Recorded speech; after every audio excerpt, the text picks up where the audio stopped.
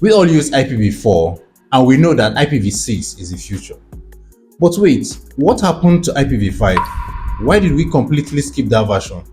Was it a failure, a secret project, or something else?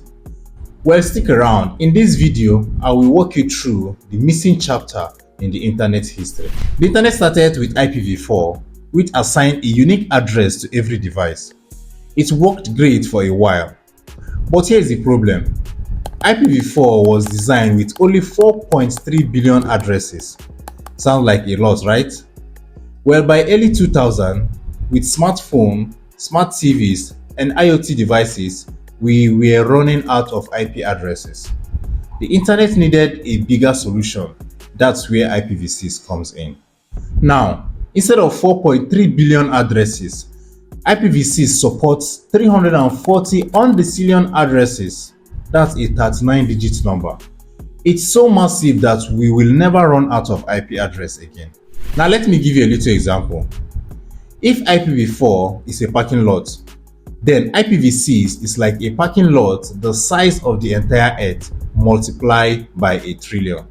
That's much. IPv6 also improves speed, security, and efficiency, which is why it is slowly replacing IPv4. But wait, what about IPv5? So if IPv6 was the solution, why don't we call it IPv5? What happened to that version? Here is where it gets interesting. IPv5 actually existed, but it was never meant to replace IPv4. IPv5 was an experimental protocol called the Internet Stream Protocol, or ST. It was designed in the 90s for just one specific job: streaming audio and videos. Let me give you an example. Think of IPv5 like a VIP lane on a highway, but only for Netflix, Skype, and Zoom.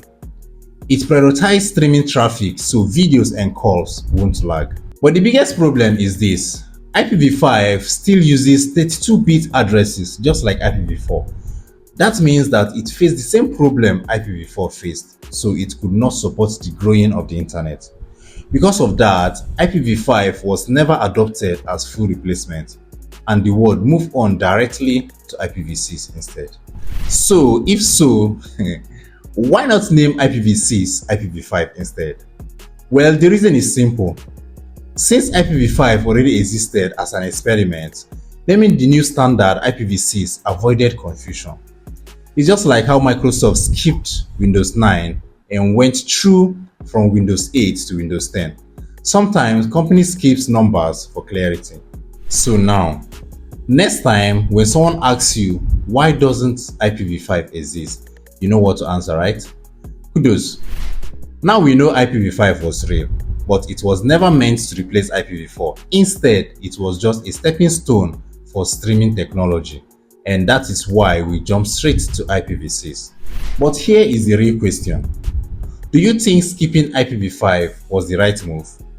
Should the internet have tried to improve IPv5 instead of creating a whole new system? Or was IPv6 the best solution all along? Drop your thoughts in the comment. I read every single one. And hey, if you enjoyed this video about internet history, imagine what else we can explore together. I have got a lot of videos on networking, cybersecurity, and tech mysteries, so don't miss out. Hit that like button if you learned something new from this video. Subscribe and turn on notification so you don't miss my next video. And watch this video if you want to learn how to give your device internet using this IP address. And if you're a fan of Linux, you want to know more about Arch Linux, watch this video. Thanks for your support. See you in my next video.